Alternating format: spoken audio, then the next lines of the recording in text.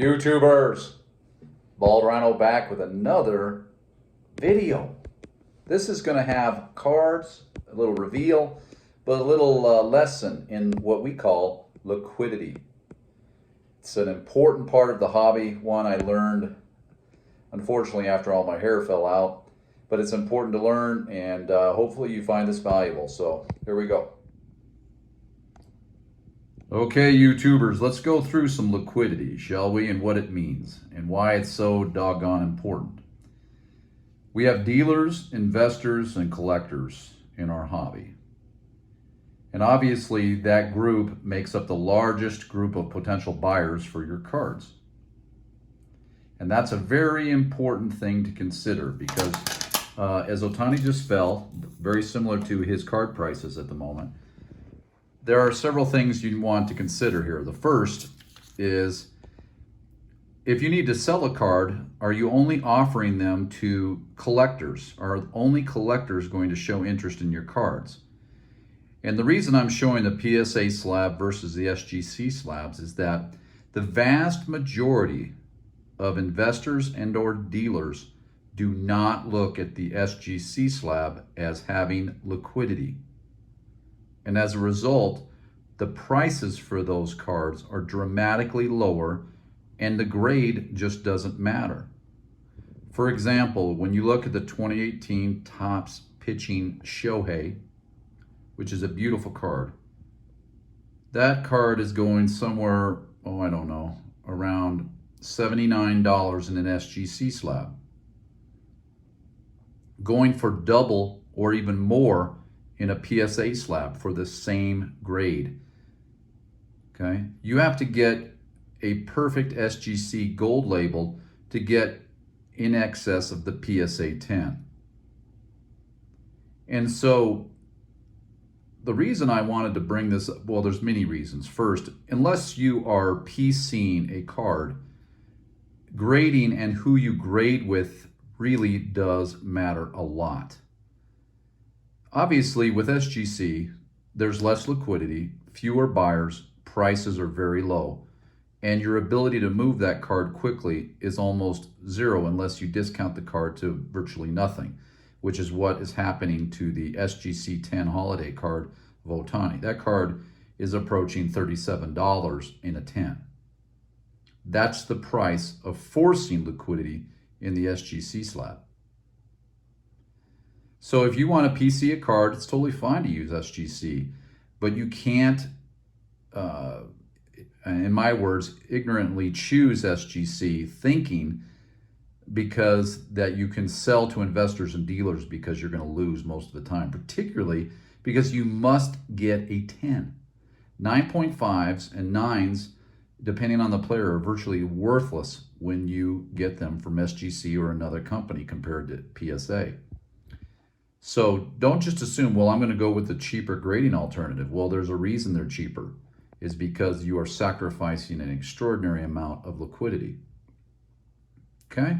So just wanted to point that out to you, and that's why PSA will always have, at least until I'm dead, the benefit of having the largest audience of investors and purchasers and collectors, and the most safety, regardless of what you pay.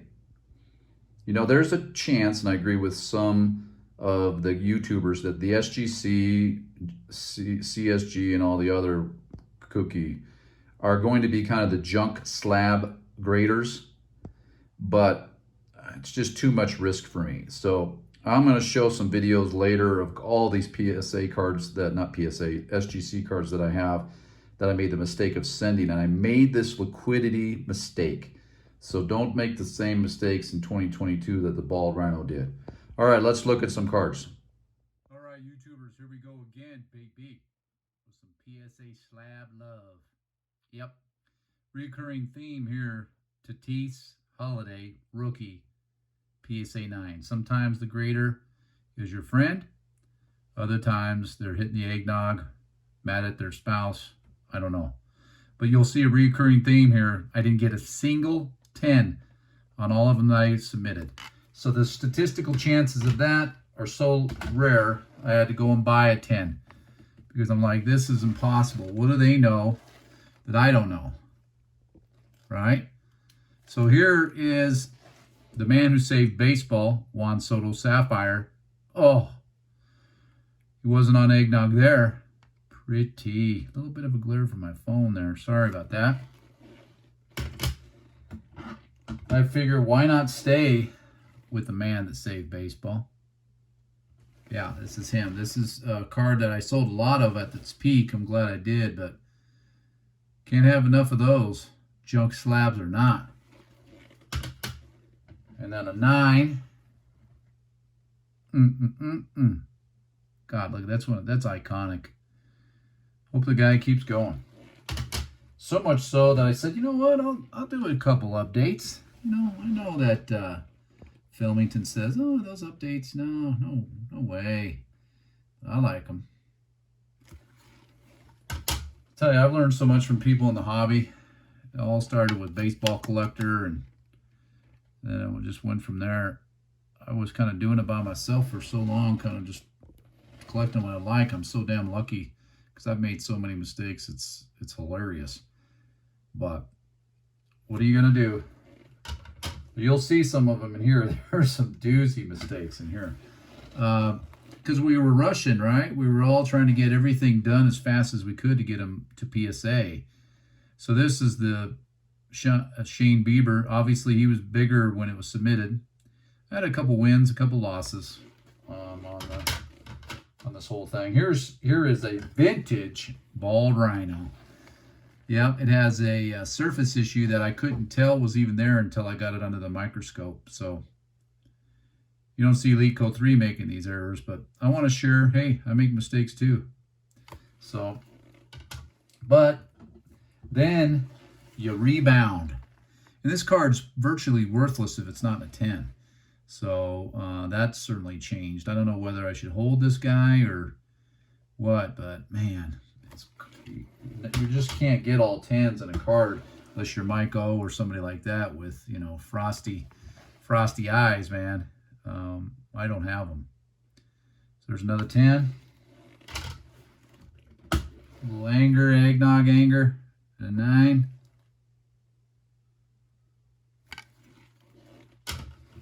Why not? Another 9. Oh, it's a great card, though. I hope he comes back. There's a young kid I follow on YouTube, who's an Indian fan. Fuzzy, that's it. He loves this guy. It's another thing that's great about YouTube. You know, I don't know why people follow certain channels. I don't even know why I follow some. Well, I know why I follow that gal that opens the cards. But other than that, oh man, there's another one. All right, so let's get to some Tatis here. They just don't give 10s on the Stadium Club. Beautiful card. Can't really tell you what's wrong with it. Great card, though. Let's do this, right? So rather than show you this card 5 more times, I'm just going to show you this. I mean, I don't understand what the hell, but literally I submitted 7 of them. All 7 were 9s. All of them. So, yeah, feels good. Here's a stack of them. So, to hell with them.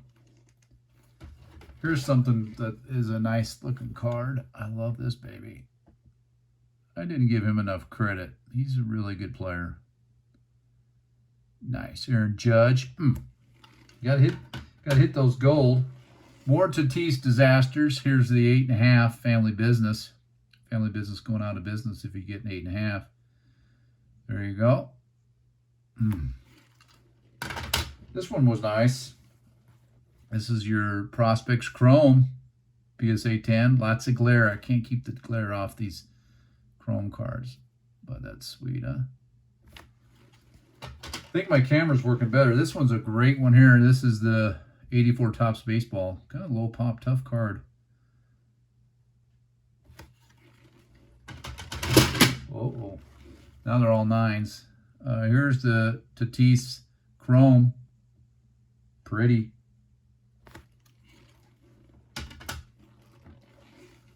The Trout Snowflake. This is a toughie. This is the metallic Snowflake. So this is the variation that's tougher to pull there. Got like that. This one was a disappointment. I don't like the card, so it was fitting. This is their Topps Chrome short print of Trout, 9. It's probably the only 9 that has happened. Oh, look, it's kind of getting crazy on the screen there. I don't know what the hell I think there. Nice. This is a heartbreaker. Common. Trout, 9. Mad grader. But you know what? I just looked at an order that came in. It's going to be shipped in a couple days. Man, it looks like I had a really easy grader because the percentage of 10s are just ridiculous. So, at least for me. Here's the 2019 Topps Archives of Trout. Great picture of him.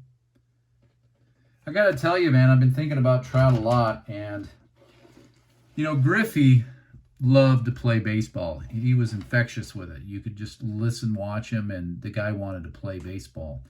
I'm just not sure Trout likes baseball as much as he needs to come back and be as good as he was before. You know, Anthony Rendon is a perfect example of a guy that just doesn't like baseball that much, and man, he took a big old dump last year. And I should have seen that coming because I've always thought that he never really acted like he liked the game at all. And Trout is a little like that. So I'm kind of pretty worried about him. I think the guy, if somebody said you got to quit today, I don't think he'd care that much. And that's, I'm a little worried about all the cards I have of him. But that's just my personal opinion. I am worried about Trout. Because I just don't, you got to have passion for the game when you get older to play. And I'm not sure he has the level of passion that it takes to be really, really good moving forward. I don't know. But this, the grader had no passion in this particular card. It's a beauty. And so a couple more here, a couple bangers. This is the 2020 with the little manufactured relic there. I thought it was perfect, but again, you're at the mercy of the grader, right? And you can't get all, you know. I've made a couple mistakes in this order, but this particular card, which I think is already sold, kind of saved the day. This baby here, Cedric Mullins. Look at that sucker. Orange refractor, PSA 10. You got lucky. Guy, you know, came out, had a party this year, and now he's, I mean, he could get picked up by the Yankees, all kinds of players. I mean, he's being offered right now from what I understand, so it's just an unbelievable card. I mean, unbelievable. Here is the PSA 10 that I bought of Tatis. I said, if I'm going to get 9 9s, or I think it was 8 9s, what are the statistical chances of that? It's 0. So might as well get myself one. And it is a relatively low pop. I would encourage you to go get one too, because I'm telling you what, it's not as easy a 10 as people think. This one, I can't decide whether I want to sell it or not. I'm really not a big fan of Pete Alonso at all, but this is his rookie Sapphire PSA 10 pack pulled, and you know, I like it, but it's only going for like $300, so I don't know. I mean, Mets could be good this year. You never know. This one was my favorite recent Sapphire pull. This is the strike oppose. I just love that card.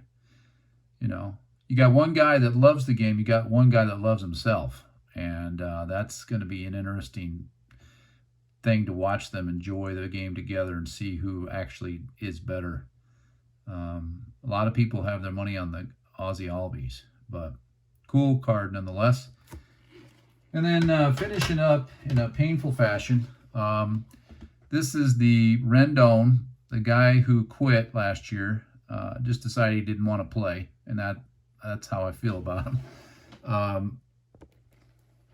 In a 9, this is the red out of, I think it's 5, but it is a gorgeous, gorgeous card.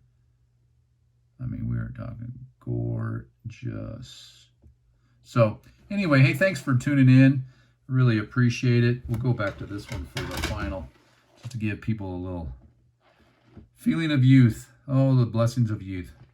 Have a good one, and thanks for watching.